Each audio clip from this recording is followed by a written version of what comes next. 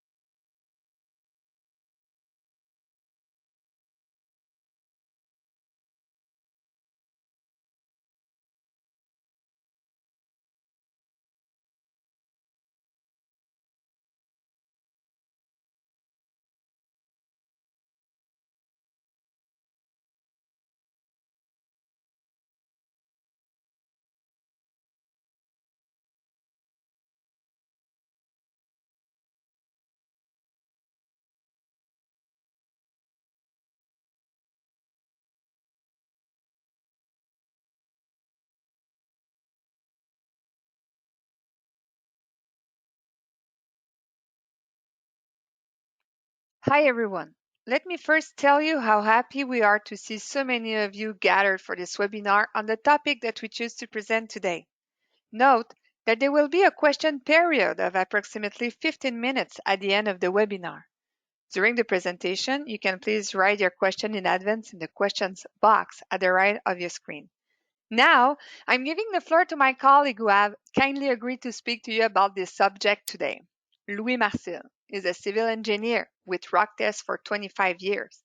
Quickly introduced to the pressure meter test, Louis developed a great passion for this field of activity. His 25 years with RockTest gave him the opportunity to gain expertise in all aspects of pressure meter, from the design and manufacturing to the actual test and the use of their results. Thank you for your attention and enjoy the webinar.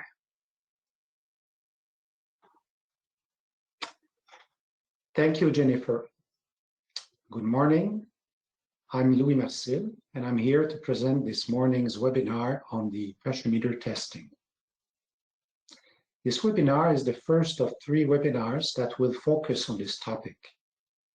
Today, I will describe the different types of pressure meters and some techniques for performing the test. Note that I will focus on pre-bored pressure meters.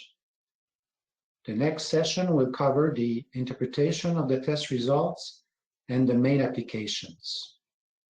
Finally, the third and last part of this series will deal with the specific case of tests in rock.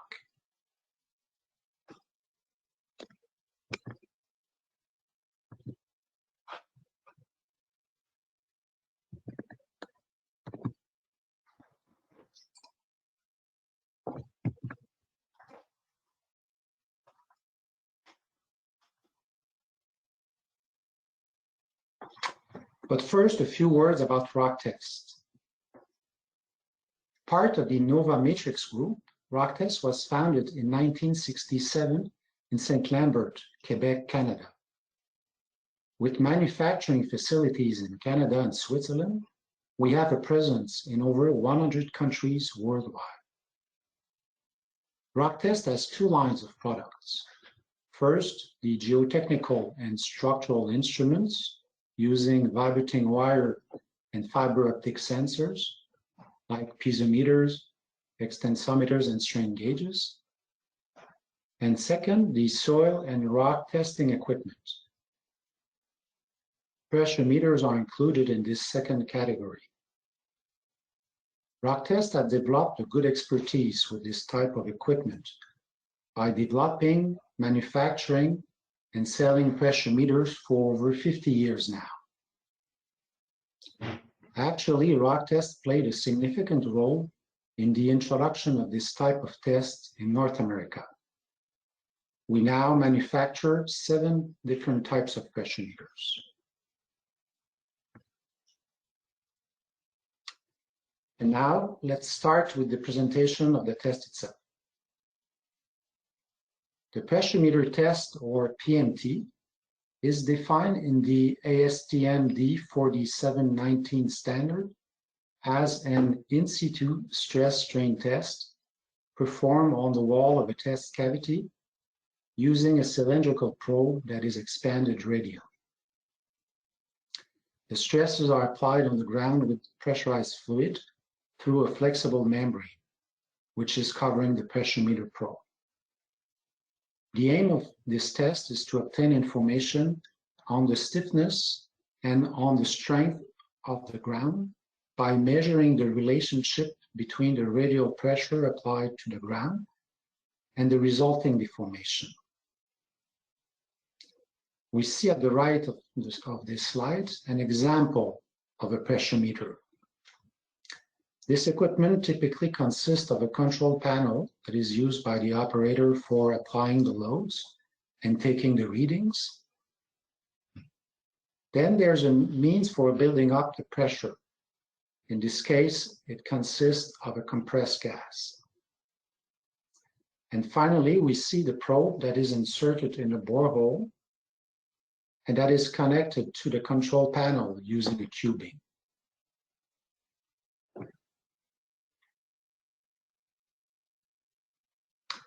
The results obtained from a pre-bored pressure meter test typically looks like this. The test is performed by progressively loading the ground by steps. At each step, there's a stabilization period before recording the data. On this graph, the first portion of the curve at the bottom corresponds to the moment when the inflatable membrane of the probe makes contact with the borehole walls. During the second phase, the contact between the membrane and the ground is well established, and we have what is called a pseudo-elastic zone, which is characterized by being quite linear. And finally, over a certain pressure, the ground appears to yield and enters into a plastic phase. This sequence of loading may vary depending on the type of pressure meter, the type of ground, and depending which standard is followed.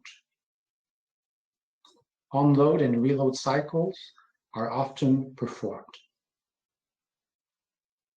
Typically, a test lasts 10 minutes.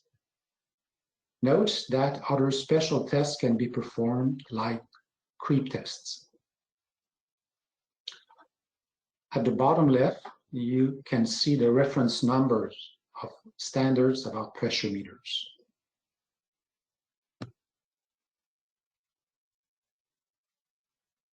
Pressure meter tests are normally carried out at different depths in the same borehole. The results are typically integrated to give a stiffness and strength profile of the soil. Common spacing between the tests varies from 1 to 3 meters. The borehole should not be made in a single pass, but in steps. These steps consist in drilling the borehole to the first test depth, removing the drilling equipment from the borehole, lowering the pressure meter probe to the test depth, running the test, removing the probe, and then this process is repeated for each test. This way of doing ensures a minimum remolding of the ground. And following this procedure, about 4 to 8 tests in the same hole can be done per day.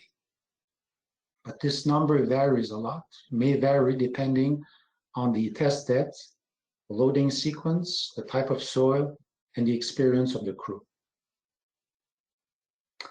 When doing a pressure meter test, it is assumed that the probe expands uniformly. So a flexible membrane should be used, of course, and the test should be done, possible, in a uniform soil layer. So it is important to pay attention when putting the probe in place to make sure that it will not straddle 2 different zones.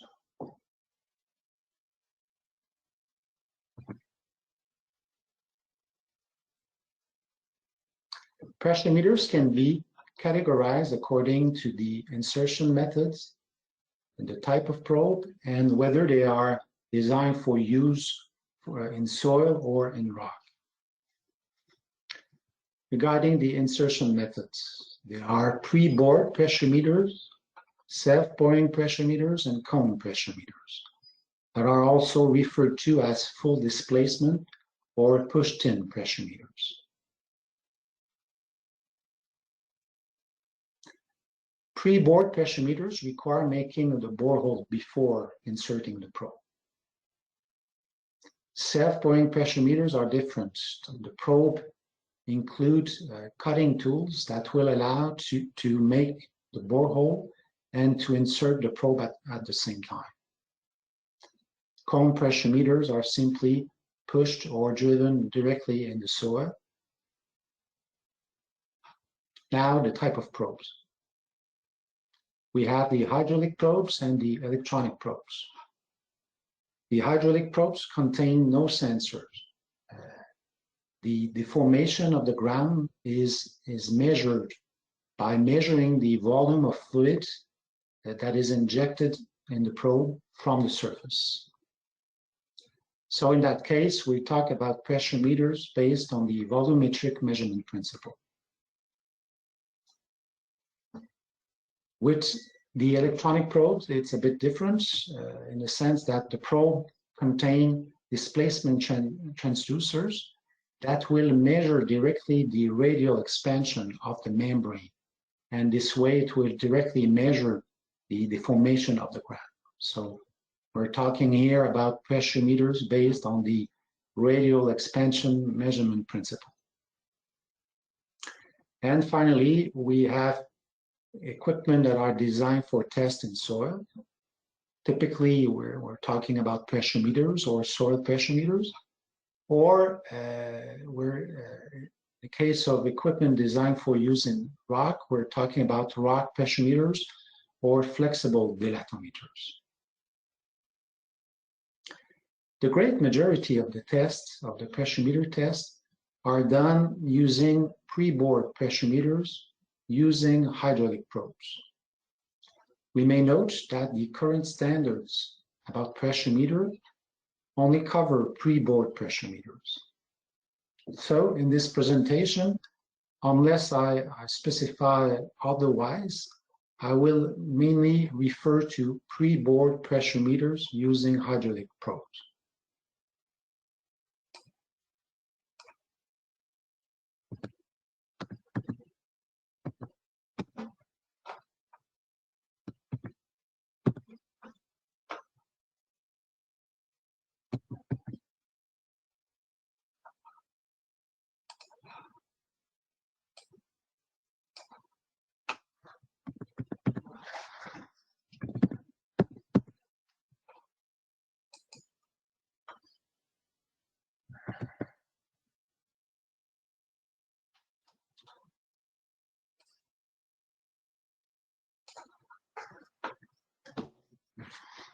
The main parameters that can be obtained from pressure meter test are the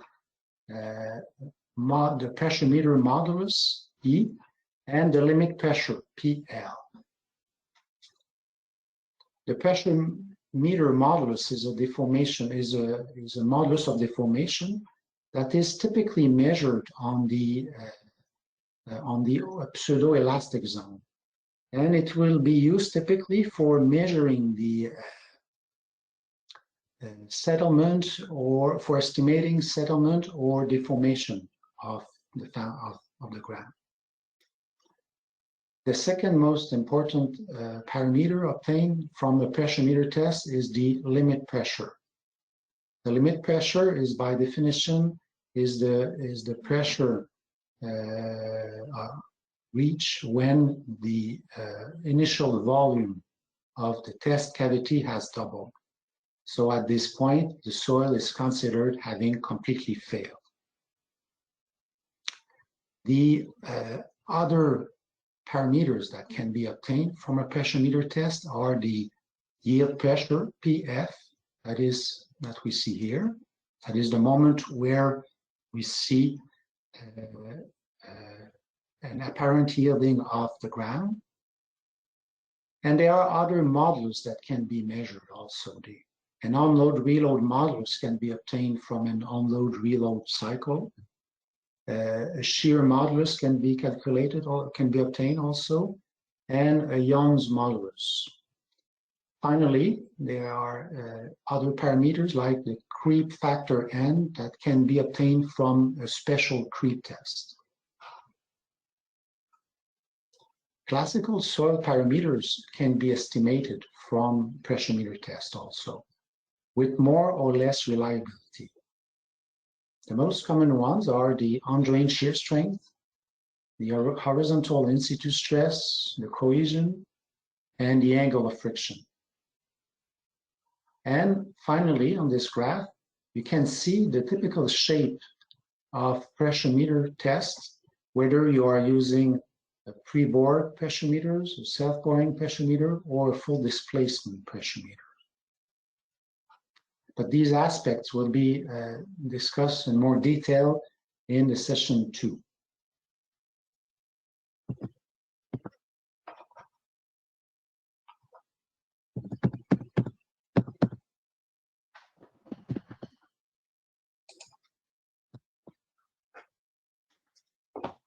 Now I want to say a few words about the modulus of deformation. I think it is important to note that the modulus of deformation is not a parameter like the others in the sense that it can be affected by 3 factors. First, the soil conditions, then the sequence of loading, and finally the insertion method. So whether the soil is saturated or not, or depending on its level of consolidation, the value of the modulus will be different. The sequence of loading is very important also. So for instance, if you take just a few minutes to run the test and to yield the ground, or if you take 1 hour, you will end up with a modulus that will be different. Also, the stress and the strain level over which the modulus is measured will have an impact on the value of the modulus. And finally, if you run unload-reload cycle, if you repeat these cycles, the value of the modulus will also change. So it is good to try to follow a standard when you're doing a pressure meter test, or at least it is important to specify the loading method that was used. Finally, the insertion method is important, coming from the fact that when the probe is inserted into the ground, it will disturb the ground to some level. And this disturbance will affect the modulus. Typically, normally, the level of remolding should decrease from cone pressure meter to pre-bore pressure meter to soil, to self-boring pressure meter. But note that a certain level of remolding is almost always inevitable. So when presenting a modulus on a report, it is important to specify how it was measured.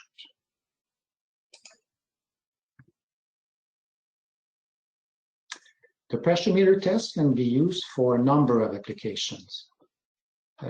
Typical applications include the estimation of bearing capacities and settlement for shallow foundation especially, but also for deep foundations.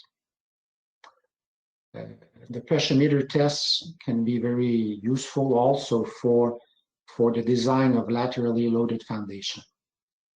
Can be used for controlling ground improvement work,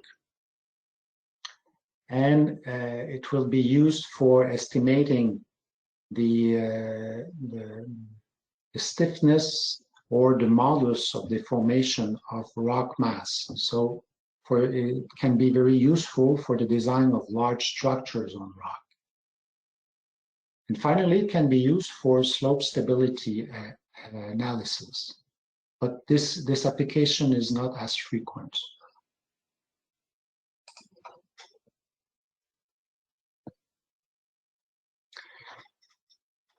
Now, let's talk about the equipment.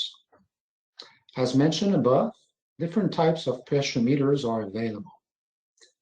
Knowing a bit more about these types can be useful for selecting a model that is properly suited to a specific situation by better understanding the differences regarding the special features related to their use and to the results they generate. So I will try here and in the following session to describe and to clarify these differences.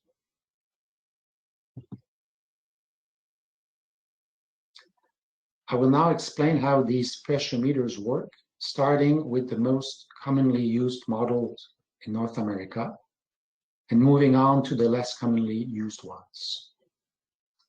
First, let's start with the TEXSAN model, which uses an hydraulic monocell probe. This equipment is pretty simple. It works a little bit like a syringe. So the control box contains a cylinder filled with water in which there's a piston that can be activated using a screw jack. The operator simply crank a handle in one direction or the other direction for pushing or pulling water from the probe.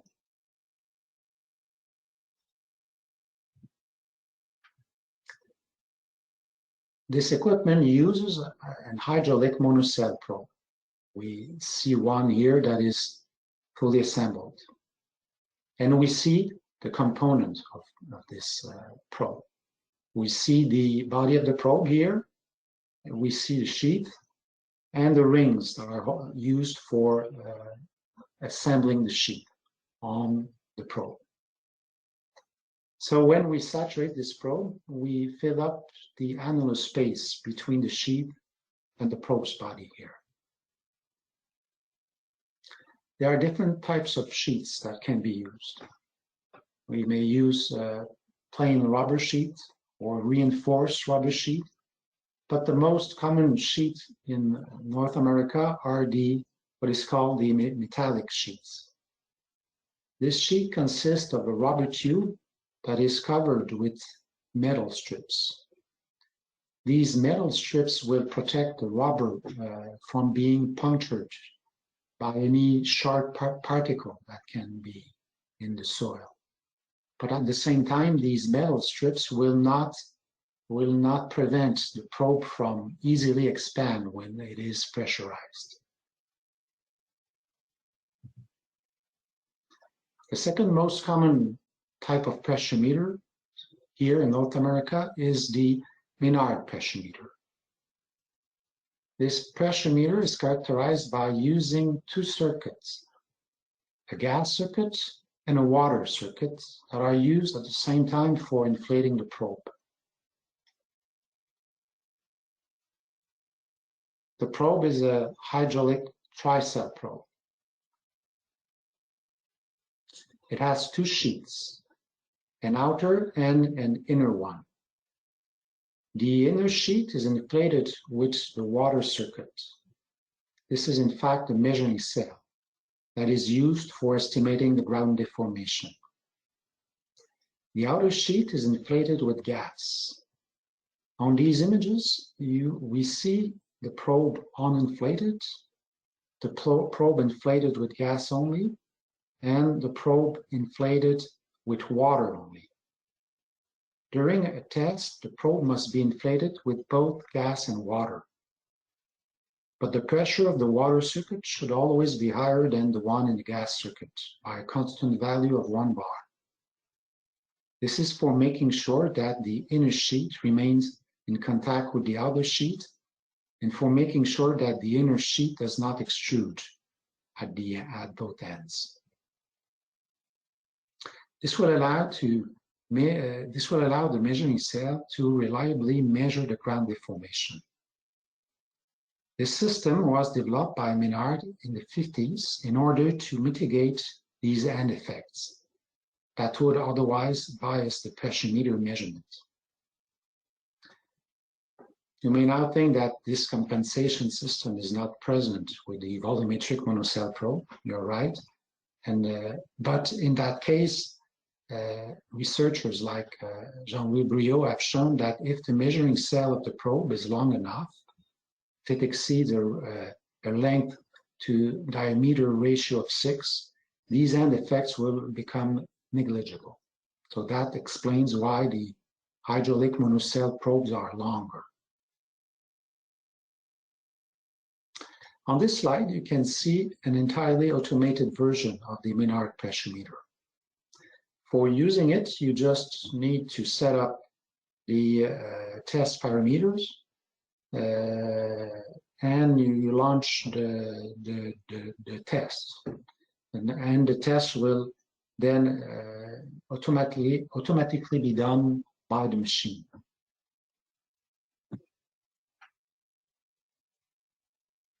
The two types of pressure meters I've just described are pre-board pressure meters. Pre-board pressure meters have the advantage compared to self-pulling pressure meters and full displacement pressure meters that they can be used in almost all types of soils, as far as you're able to make a proper borehole first. Unfortunately, it is not always possible, especially in soils that are heterogeneous, in soils that contain loose sands, gravel, blocks, and boulders. So in these cases, the drilling methods should be adjusted. But sometimes the only option is to use a slotted casing. A slotted casing is a steel casing, you see one here, is a steel casing that is fitted with longitudinal slots from here to here that you don't see now, but because they are so thin and the casing is closed. It is also fitted with a conical point. So for doing a test, you have to insert a smaller size pressuremeter probe into the slotted casing, and then you pressurize the probe. And thanks to the slots in the casing will expand as the probe is being pressurized. The casing will prevent the probe from bulging in any voids, if there's any void in the borehole. So this system will allow testing difficult soil, but it should be used as a last option because it may be difficult and time consuming. But at the same time, some users developed a very good expertise with this equipment, especially for testing fields.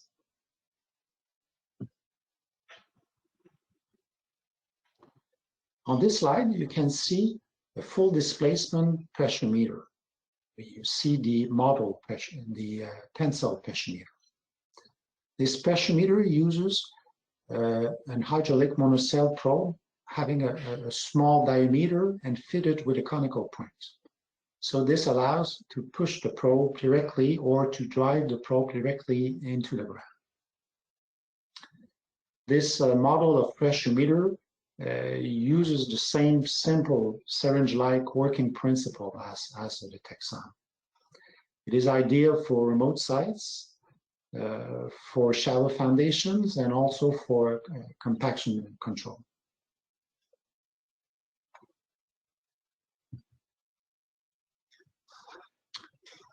Here we have an electronic monocell probe.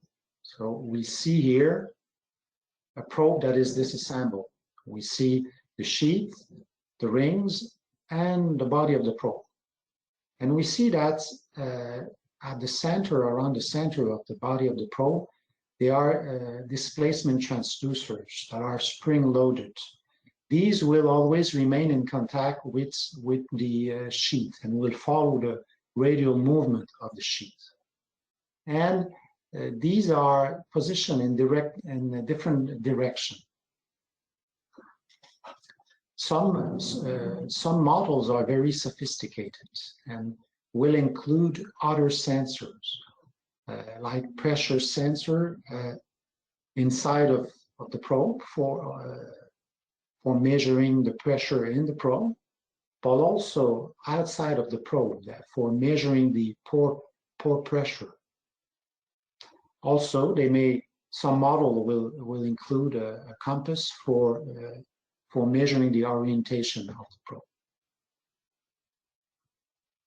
The probe can be inflated with either gas or liquid. Here you see self-pouring pressure meters. Self-pouring pressure meters were developed with the objective of minimizing remolding of the ground. Can be used in fine soils and sandy soils. Here you see how it works. You have the probe, and in the probe there's a cutting tool, there's a cutting bit, and a probe shoe here. And the cutting bit is connected to a drill rig through an inner rod. And there's also an outer rod. The outer rod is used for holding the probe, for pushing or pulling the probe, and the inner rod is used for injecting water and for applying some rotational movement to the cutting tools. The cuttings are evacuated through the probe up to the surface. We can see here at the right the more simple model using a hydraulic probe. And here at the left, an electronic model of the self-pouring pressure meter probe. On this table, I tried to summarize the main strengths and weaknesses of each model of pressure meters. So first, you have the Menard Tri-Cell hydraulic pressure meter. This model is interesting. It was the first pressure meter that was developed, and it is the model that is the most used worldwide.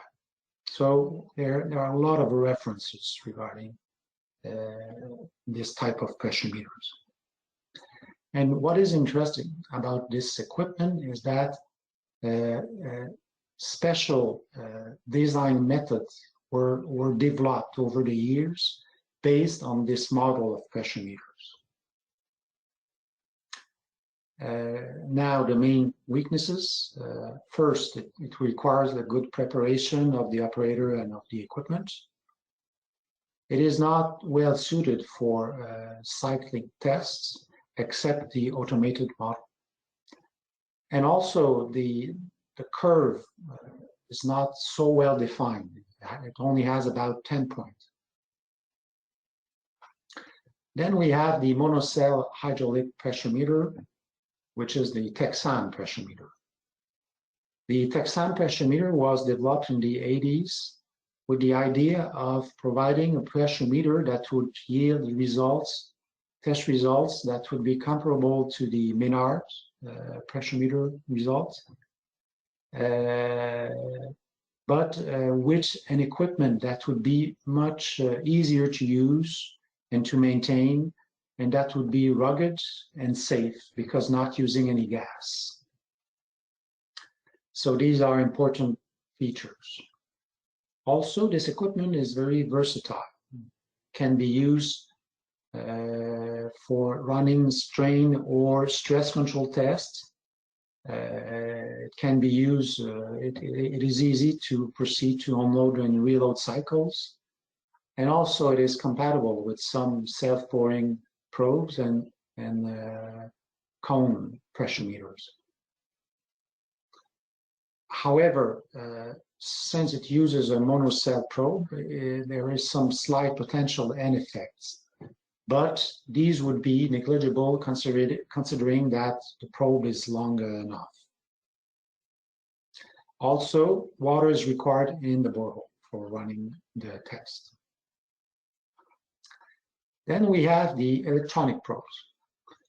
The main interest of these probes is that the deformation and the pressure are directly measured in the probe. So this allows some high resolution measurement and also high acquisition rates. Also, some models are very sophisticated, as I already mentioned.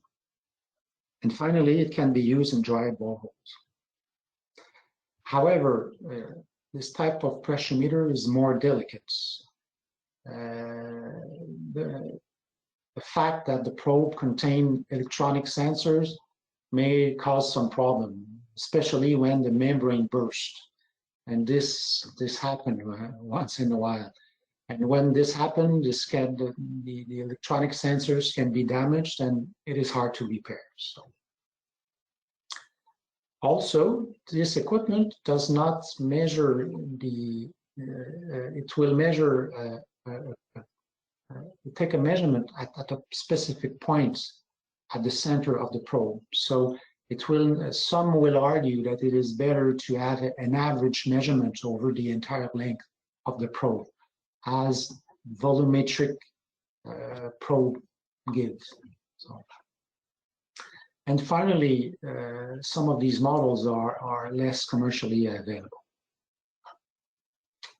Then you have the self-boring pressure meters. The main advantage, of course, is that this model can reduce remolding of the ground if it's properly inserted into the ground. Also, it is better suited when using indirect design methods, which is for estimating some soil parameters. However, this equipment is pretty difficult to use. All the adjustments that must be made during drilling, and insertion of the probe can be difficult. So it requires a lot of experience for handling this equipment. Also, it is confined only to some type of soils.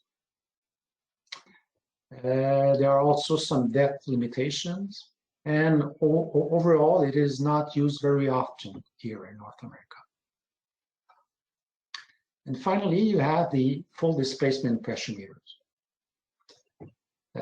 This model is interesting because it allowed to run more tests in a single day. Instead of running 2 to 8 tests, you can run up to 10, 15 tests per day, if everything goes well, of course. Also, it can be used on remote sites, because where it is hard to bring a drill rig. Also, it can be used with the CPT probe at the same time. And finally, it mimics the effect of driven piles, which can be interesting for the design of these driven piles. However, it cannot be used if the soil is too hard. And also, you have to be careful, because the parameters you obtain from this test may be affected by the insertion method. Whether you drive or push the probe, or if you put it in a pilot hole, the effect, there might be some effects. But some will argue that this effect will be repeatable. So.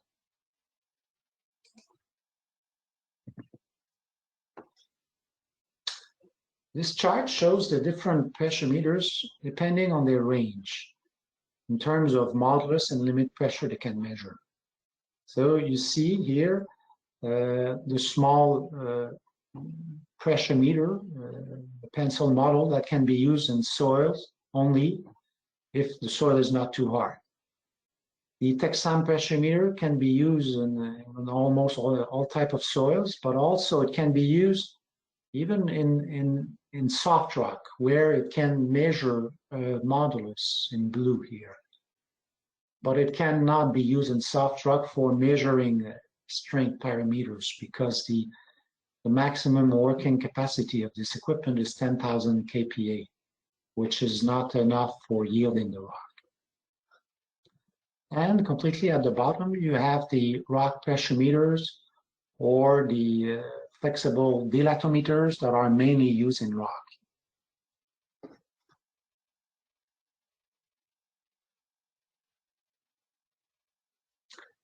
So that's it for the equipment. Now I will explain quickly how to run a pressure meter test.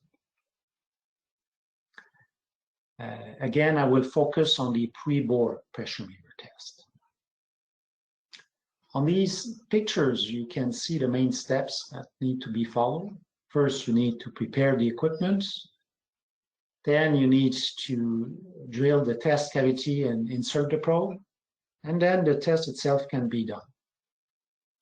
Unfortunately, it's not always as easy as it looks. So after preparing the equipment, you need to calibrate it. There are 2 calibrations. First calibration is the pressure loss calibration. And this calibration consists in inflating the probe on confine and by measuring the resistance of the membrane. This resistance will be subtracted from the total pressure that will be measured afterwards during the test. This calibration can be done once when you put on a new membrane, and then it doesn't need to be repeated unless testing very soft soils. The second calibration is the volume loss calibration. This calibration consists in pressurizing the probe in a steel pipe and measuring the deformation of the equipment. This deformation comes from the membrane that will squeeze a little bit, and from the lines that will expand in the unit. And also if there's some air in the water, from the air that will compress. This deformation will also be subtracted afterwards from the total test results. And this calibration is also important because it will prove that the equipment is working properly. So it is good to repeat it often, almost every testing day. On this slide here, you can see the effect of this calibration over the test results. You have here in pink the volume loss calibration, the pressure calibration, where you see the resistance of the membrane that is really low. And in red here, you see the deformation of the equipment obtained from the volume loss calibration. And you see the effect on the raw readings in blue. That must be corrected, and the final result is in green, the corrected test data.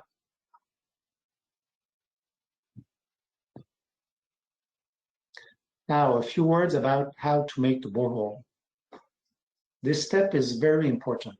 Actually, it is a critical step for making a good pressure meter test. There are two main requirements. First, the test cavity should have the proper diameter. The probe must fit pretty tightly in the borehole. The borehole should be a bit larger, but not too large.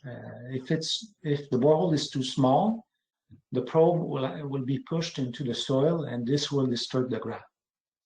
If the borehole is too large,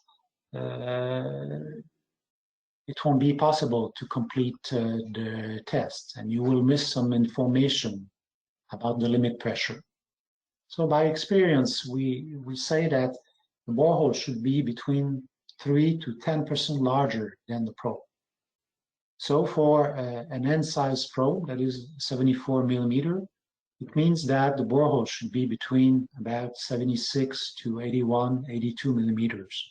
So you see that it's a pretty, there is no much tolerance. Also, the borehole walls should be smooth, so there shouldn't be too many voids. The second requirement is to minimize soil disturbance. So this is achieved by following the proper drilling method. It is better normally not to drive a split spoon for making a test cavity, or if you do so, keep in mind that there might be some effect on the value of the modulus that you will obtain. The importance of using a proper drilling method is shown by this table that is included in the ASTM standard. We see all the methods that can be used compared to the type of soils. And we see that there's one method that stands out from the other. It's the rotary drilling method with bottom discharge mud. And we see that this one is much more versatile. Actually, it can be used in almost all type of soil, except in sandy gravel or gravelly sand where it is not recommended, where the only option may be to use a slotted casing or a slotted tube.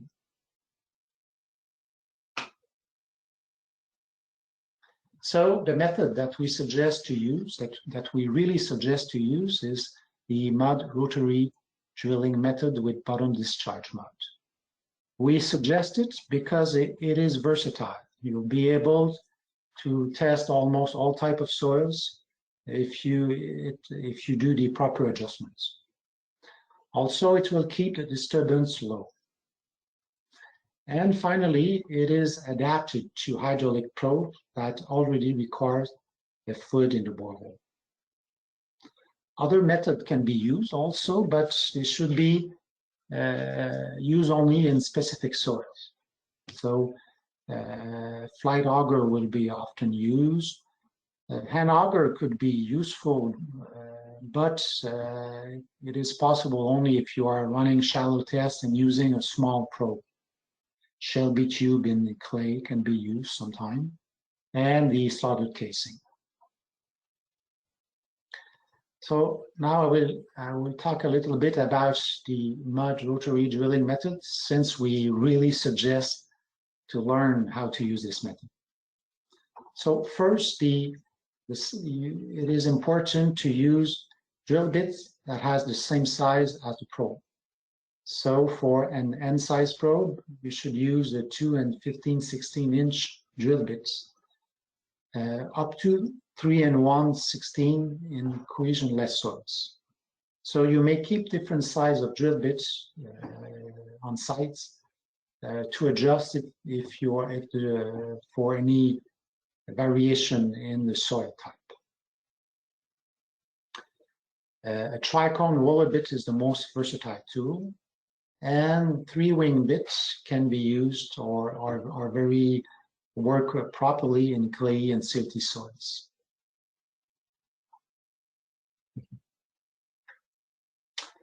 The bentonite mud is the best mud, I think, but other type of mud can also be used. Also, the drilling tools should have the proper diameter, so they should not be too big.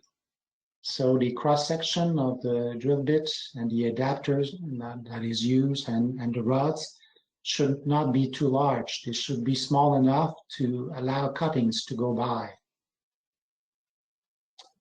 So the most common size of rod that will be used will be a size rod. Also, it is important to go slowly, what is not natural for drillers. So you see, we say here about 60 RPM. We say that you should work with a slow mud circulation. So because of that, it can take up to 20 minutes for making a 5-foot-long test cavity. So it is important for the driller not to hurry. Also, you should not perform excessive cleaning of the drill, especially in loose sands. So if you do so, you may end up with a borehole that will have a diameter that is too large. And it's good to have some rooms under the test depth for the cuttings to settle, if there's any cuttings. So also, it is good to make the borehole above the test zone slightly oversized. And it is important not to push the probe. You should not use the drill rig for pushing the probe in place. 2 drillers with a pipe wrench can push the probe, no more. So there's a learning curve for these drilling methods. So it is good to work with a drilling crew that has some experience, or at least to plan at least a day for learning all these or making all these adjustments. A typical method consists in advancing the borehole using a 4-inch casing or hollow auger to about 2.5 feet above the planned testing depth. Then the test cavity is drilled and the probe is lowered into the ground. You can see that it is a good thing to tape the tubing to the rod for protecting the tape. The test can be then performed, and this entire process is then repeated. And I mentioned here at the end that it's important to fine-tune the drilling technique based on the results of the test that was just done.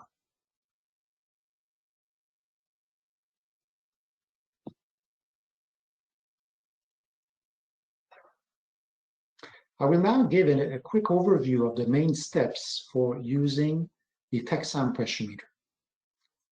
I've chosen this pressuremeter since it is the most commonly used model here in North America. And in any case, many of these steps also apply to other pressuremeters. So first, you need to prepare the equipment. So to assemble, to fill the equipment, and to calibrate it.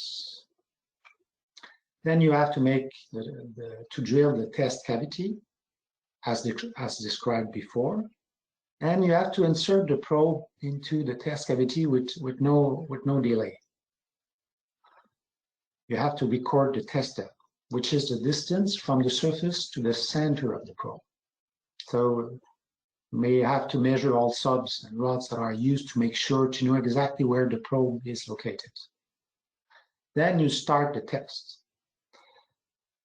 The TEXSAN test is normally done using a strain control method, which consists in injecting 40 cubic centimeter of fluid and then to wait 15 seconds for pressure to stabilize before recording the readings. So this is the method B as described in the standard. It is important to check the data as the test proceeds to know where you are in the three zones, you know, of the test curve, to know when the probe is making contact with the borehole wall, and also to see if you are in the pseudo-elastic, the straight zone or not. So this is important. At the end of the straight zone, an unload reload cycle can be done. And there are different methods for doing these unload reload cycles. One method consists in simply start to unload when you see that the soil is starting to yield, and then by reducing the pressure in one step and reducing the pressure by half in one step, taking a reading and then going up and then resuming the test. Or it is possible to go lower to reduce the pressure to a point closer to the contact pressure and to go by steps. It is also possible to repeat these unload reload cycle further away during the test. But beware of the variability of ER, which is the modulus that is measured on these unload reload cycles. Because depending on how you perform these unload reload cycle, depending on the time you take for doing that and the pressure and strain range, all these elements will affect the modulus you will measure, you will obtain. Also, a special 10-minute creep test can be performed.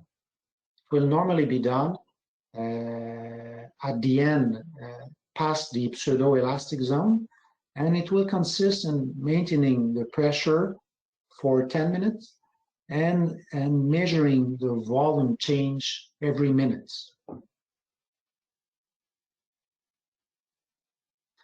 Then this test must be stopped when you have enough points for estimating the limit pressure.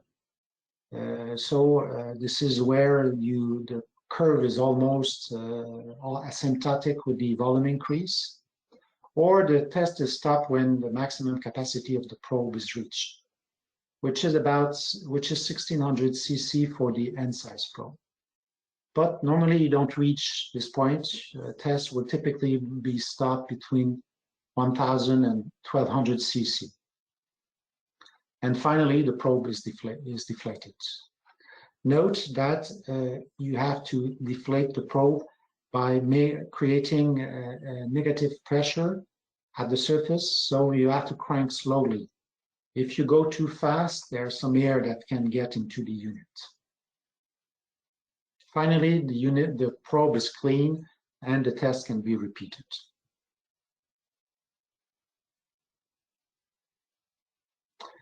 The pressure meter test done with a Menard Passion is very similar to the method that I just described. But there are two main differences. First, with this pressure meter that has two circuits, you have to adjust the differential pressure. You have to make sure that there's always a 1 bar pressure difference in the probe. So this adjustment depends on the test depth, and it should be done before every test. The other difference is how the test is run. the Menard Passion test is done by following the stress control method, which consists in having about 10 pressure steps until reaching yielding of the soil. So these pressure steps must be decided by the operator depending on how hard the soil is. So it can be from about 25 kPa in very soft soil up to 500 kPa in very hard soil. Also, readings will be taken after reaching each step. Readings will be taken after 30 seconds and 60 seconds. And the variation of the volume between these two readings will be allowed to plot a creep curve that we see here. This curve is not used for design purposes, but it allows to better spot the PF, the yielding pressure on the main curve. And now a few typical problems and solutions related to the pressure test. First, is it possible to run a test if it's getting very cold? And that's the main issue here in Canada.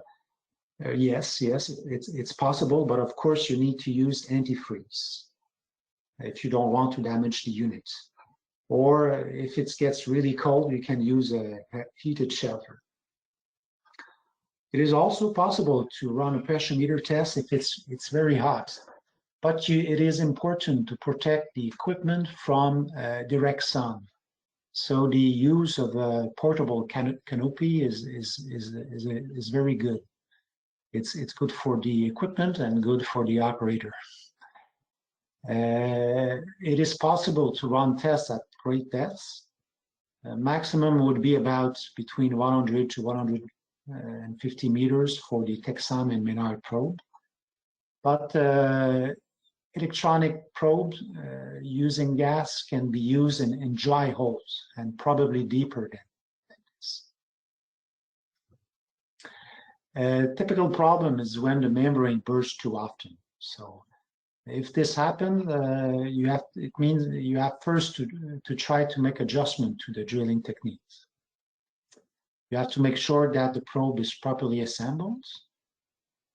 And you have to make sure that the rubber membrane is not too old, because with time the rubber will lose some of its mechanical properties. You have to make sure that the flow of fluids is not too slow when using a Menard pressure meter because of the cold temperature or because of dirt in the unit. So you have to make sure that the unit is very clean. And finally, you might have to use a slotted casing in difficult soil, or you may have to stop the test early.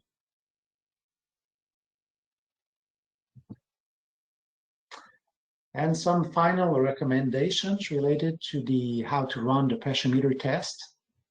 First, it's a very good habit to prepare, and a good thing to prepare the equipment before going on site. So it will help to practice and also to make sure that the equipment is working properly, because you don't want to find out that on site that the equipment is not working properly. Also, we suggest to keep spare parts on site, especially 2 sets of probes. So if one membrane bursts, you can directly use the second set of probes. You have, of course, to pay a very close attention to the preparation of the borehole. You have to check the test results on site to make the required adjustments. This will improve the quality of the other tests that you will do. And do not mind about bursting some probes, some membranes. The average is maybe around out to 6 tests, but this number vary a lot. It depends on the soil type very much. So some soils, some homogeneous soil, clay soil are more easy to test, where you can run 10, 15 tests without having to replace the sheet. But in other type of soils containing gravel, the bursting rate will increase. And finally, a general understanding of the tests is a good thing. From how the equipment works, how to make the borehole, to how the probe is inserted, to how the data are reduced. If you have a general understanding of that, it will help to have to be successful. And also, it's good to have teams that are dedicated to the pressure meter tests.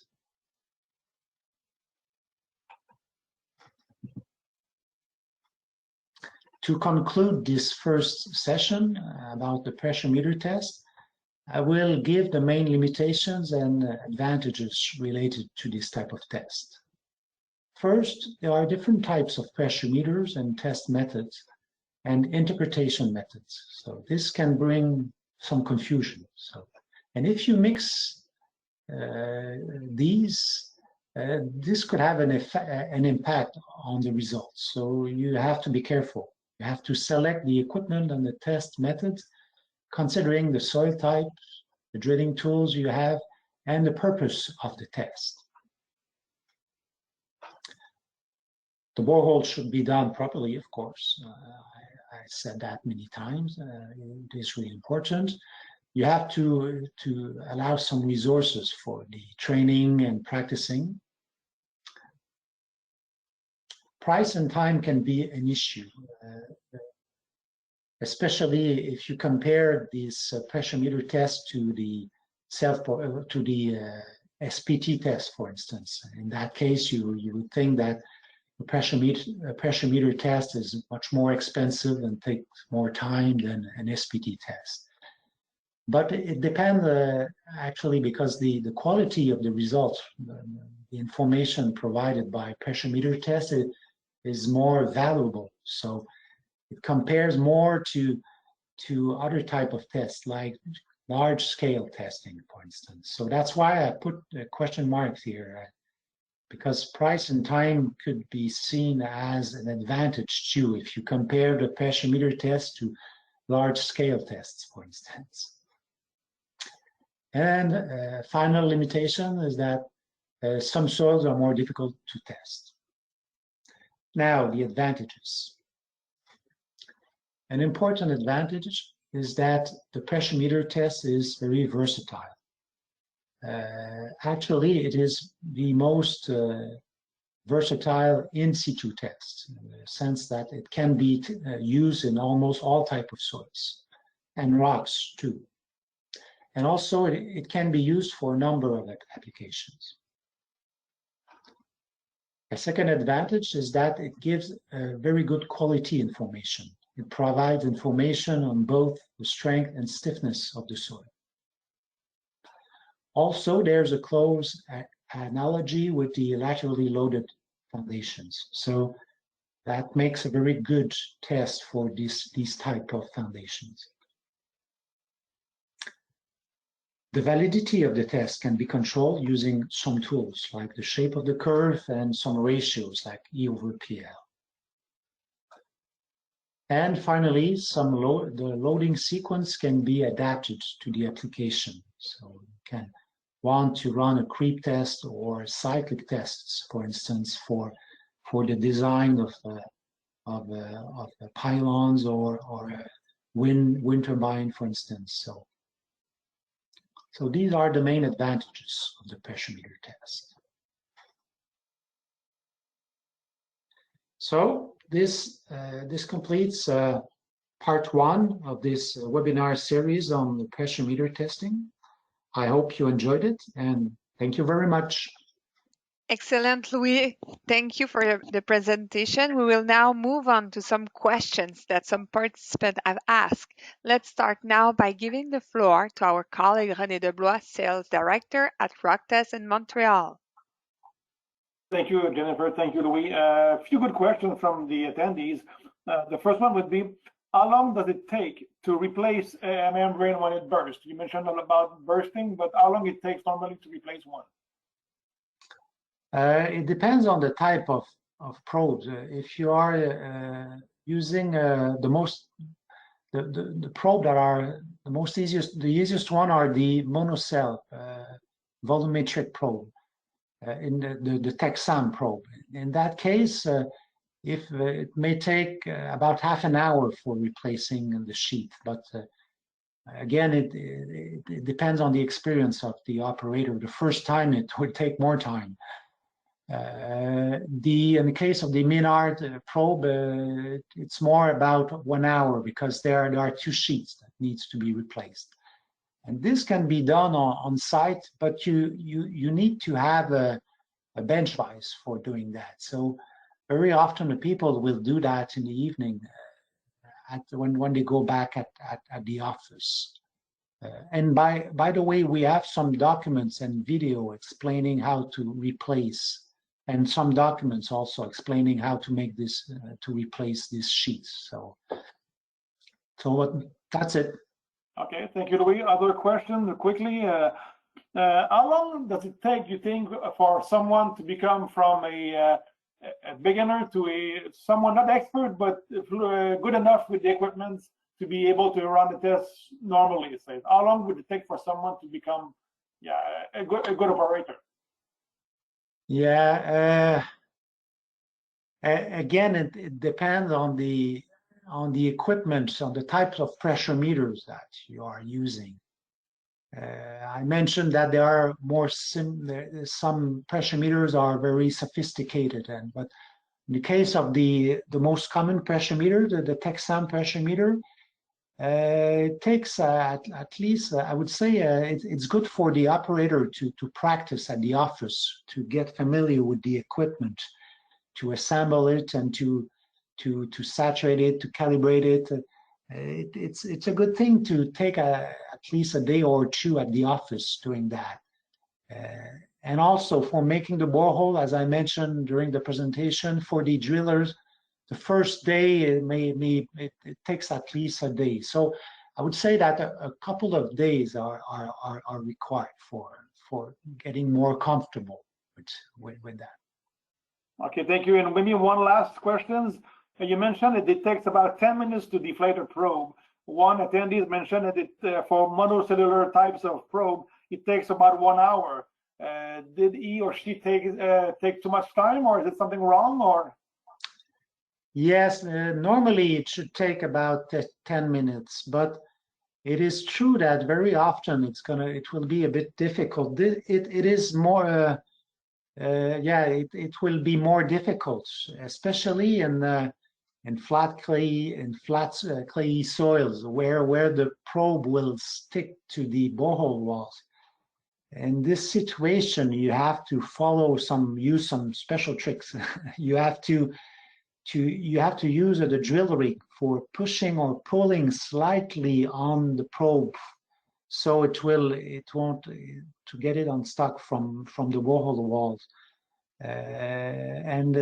Some users will apply some silicone oil also on the membrane when they are testing this type of soil very, very often. So there are some adjustments that should be made. But if you do so, normally, just about 10 minutes normally. And also, if the tubing that you are using is very long, this will add to the time for deflating the probe. So I would recommend not to use a tubing that is too long also. But there are a few things, some adjustments that are required. And if you are doing that normally, and also if the weather, if the temperatures, if it is cold and that you are using antifreeze, some types of antifreeze will get very viscous at cold temperatures. So you have to be careful. We recommend in this situation to use windshield washer liquid, because this type of antifreeze will get less viscous and it will be easier to deflate the probe. But in that case, you need to clean the equipment afterwards, because this type of antifreeze may be corrosive for the equipment if you keep it for a long time in the equipment. So that's a long answer. but I hope it helps. Thank you very much, Louis. And the other question will be answered individually by email. Thank you. Yes, thank you, Louis, for your answers. Unfortunately, time goes by and we appreciate all the questions you sent to us. We'll answer your questions directly to each one of you by email in the outcoming days. Thank you very much, everyone, for taking time today and showing interest in our webinar. Hoping we can collaborate in future projects together. So if you have any question or for more information, feel free to contact us. Again, thank you. It was a pleasure.